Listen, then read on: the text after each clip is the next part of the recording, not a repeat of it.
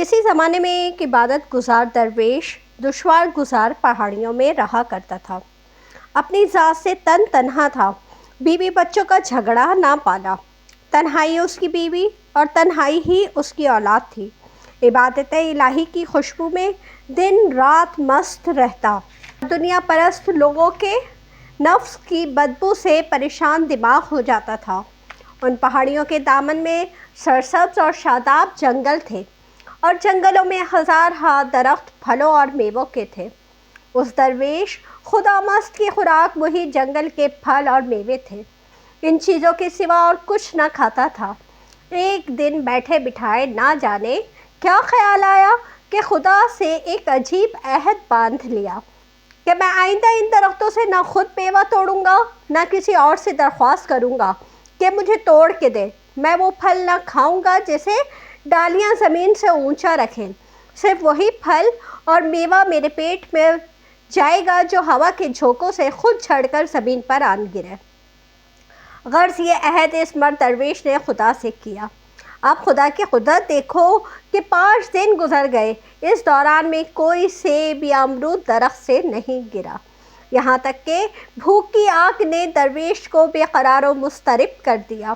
کسی پل چین نہ تھا۔ اسی عالم میں جنگل سے گزرتے ہوئے ایک امرود کا ایک درخت دیکھا، اس کی ڈالیوں پر زرد زرد بڑے امرود لگے تھے۔ وہ کھڑا ہو کر للچائی ہوئی نظروں سے امرود کو تکنے لگا۔ جی میں آیا کہ ایک آدھ پھل توڑ کے کھا لے، لیکن صبر کیا اور اپنے آپ پر قابو رکھا۔ یکایک زور کی ہوا چلی، امرودوں سے لدی ہوئی ایک ڈالی اتنی جھکی کہ زمین کو چھونے لگی، مگر پھل زمین پر ٹوٹ کر نہ گرا۔ یہ منظر دیکھ کر درویش کا نفس بے قابو ہو گیا، معدے کے اندر سے ہوک اٹھی اور خدا سے جو عہد استوار کیا تھا وہ توڑنے پر تیار ہو گیا۔ فوراً ہاتھ بڑھا کر امرود توڑ لیا۔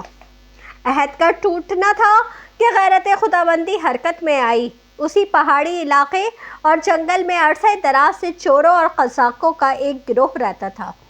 شہروں اور بستیوں میں جا کر لوگوں کو لوٹتا اور واپس آ کر چوری کا مال آپس میں تقسیم کیا کرتا۔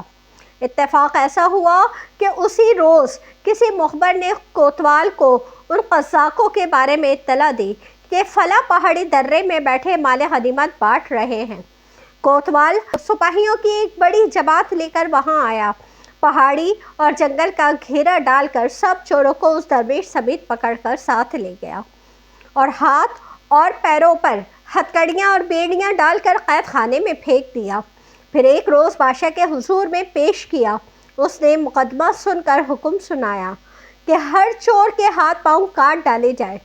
جلاد نے بادشاہ کے حکم کی تعمیل میں اسی وقت ہر چور کا بایاں پاؤں اور دایاں ہاتھ کاٹ دیا۔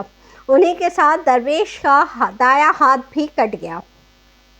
ابھی جلاد اس کا پاؤں کاٹنے کے لیے تیار ہو رہا تھا کہ یکایک ایک گھڑ سوار تیزی سے وہاں نمودار ہوا اور جلاد سے للکار کر کہا، ارے او مردود، ذرا دھیان دے اور دیکھ کہ یہ شخص بہت بڑا شیخ اور ابدال وقت ہے، تو نے کیوں اس کا ہاتھ کاٹ ڈالا؟ اب خدا کے عذاب کا انتظار کر۔ گھڑ سوار کی یہ بات سنتے ہی جلاد کے ہاتھ سے تلوار چھٹ گئی۔ عالم وحشت میں اپنے کپڑے تار تار کیے اور وہاں سے بھاگا، سیدھا کوتوال کے پاس گیا اور اسے حادثے سے آگاہ کیا۔ کوتوال کے ہوش اڑ گئے، لرزاں و ترساں، برہنہ سر برہنہ پا، درویش کی خدمت میں ہاتھ باندھے حاضر ہوا اور عرض کیا، اے خدا کے مقبول بندے، مجھے خبر نہ تھی کہ تو کون ہے، میں نے تجھ پر سخت زیادتی کی، اللہ مجھے معاف کر دے۔ درویش نے کہا، ایک کوتوال، تیری اس میں کیا خطا ہے؟ جو کچھ میرا حشر ہوا اس کا سبب میں خوب جانتا ہوں۔ میں نے اپنے پروردگار سے ایک عہد استوار کیا تھا، لیکن میری بدنصیبی نے مجھ سے وہ عہد توڑوا دیا اور مجھے خدا کی عدالت میں دھکیل دیا۔ میں نے دیدہ و دانستہ اپنا عہد توڑا، اس لیے سزا میں ہاتھ پر آفت آئی۔ ہمارا ہاتھ، ہمارا پیر، ہمارا جسم، ہماری جان دوست کے حکم پر نثار ہو تو یہ شکایت کا نہیں، شکر کا مقام ہے۔ تجھے ان حالات کی کیا خبر تھی؟ لہذا بے فکر رہ، تجھ سے کوئی مواخذہ نہ ہوگا۔ جو شخص پروردگار کائنات کے غلبہ حکمرانی سے واقف و آگاہ ہے، اسے اپنے رب سے الجھنے کی کیسے جرأت ہو سکتی ہے؟ غرض اس درویش کو بصد و احترام و عزت دوبارہ اسی جنگل میں پہنچا دیا گیا جہاں وہ مدت سے رہتا آیا تھا۔ ہاتھ کٹنے کے بعد اس کا نام ٹنڈ درویش پڑ گیا اور لوگ اسی نام سے اسے پکارتے تھے۔ ایک روز ایسا ہوا کہ کوئی شخص بے وقت اور بغیر اجازت درویش سے ملاقات کے لیے جھوپڑی میں گھس گیا۔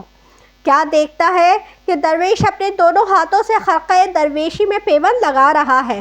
اس نے حیرت سے دانتوں میں انگلی دے کر کہا، حضرت یہ میں کیا دیکھ رہا ہوں؟ آپ کے تو دونوں ہاتھ صحیح سلامت ہیں، لوگوں نے خواہ یہ اڑا رکھا ہے کہ خدا نخواستہ آپ کا دایاں ہاتھ کٹا ہوا ہے۔ درویش نے کہا، ارے میری جان کے دشمن، تو جھوپڑی میں بغیر اجازت کیوں آ گیا؟ اس نے ندامت سے جواب دیا کہ حضرت آپ کی زیارت اور شوق ملاقات کے سبب یہ حماقت مجھ سے سرزد ہوئی۔ درویش نے اس کی یہ محبت اور خلوص دیکھ کر کہا، اب آ ہی گیا ہے تو ایک طرف بیٹھ جا، لیکن خبردار جو کچھ تو نے دیکھا ہے اس کا ذکر میری زندگی تک کسی سے نہ کیجیے۔ اس شخص نے وعدہ کیا، مگر جھوپڑی کے باہر لوگوں کا ایک بڑا ہجوم کھڑا دروازوں اور جھرریوں سے جھانک رہا تھا اور اب سب پر درویش کی کرامت کا راز کھل گیا تھا۔ درویش نے دل میں کہا، اے میرے رب، اس کی حکمت سے تو ہی خوب آگاہ ہے۔ جتنا میں اس کرامت کو عوام و خواص کی نگاہوں سے پوشیدہ رکھنا چاہتا ہوں، اتنا ہی تو اسے ظاہر کرتا اور پھیلاتا ہے۔ اسی وقت درویش کو القاء ہوا کہ سن، جب تیرا ہاتھ چوروں کے ساتھ کاٹا گیا تب لوگوں نے تیرے بارے میں خیال کیا کہ تو بنا ہوا درویش تھا اور ہماری راہ میں مکر و فریب کا جال بچھائے بیٹھا تھا، اس لیے ہم نے تجھے رسوا کر دیا۔ یہ بات ہمیں منظور نہ ہوئی کہ لوگ یہ دیکھ کر بد نصیبی اور گمراہی میں گرفتار ہوں اور اللہ والوں کے بارے میں بدگمانیوں میں مبتلا رہیں، اس لیے ہم نے تیری یہ کرامت سب پر ظاہر کر دی۔ ضرورت کے وقت ہم تجھے ہاتھ عطا کر دیتے ہیں تاکہ یہ بدگمانی کے مریض لوگ بارگاہ الہی سے ناکام واپس نہ جائیں۔ ہم تو تجھے اس کرامت سے پہلے بھی اپنی ذات کا عرفان عطا کر چکے ہیں۔ اب جو یہ کرامت تجھے عطا ہوئی ہے یہ عام لوگوں کے لیے ہے اور یہ چراغ انہی کی خیر خواہی کے لیے روشن کیا گیا ہے۔ درویش اس الہام کے بعد سجدے میں گر پڑا اور کہا کہ اے پروردگار، تو جو کرتا ہے وہ عین حکمت ہے، یہ الگ بات ہے کہ وہ حکمت ہماری سمجھ میں نہ آئے۔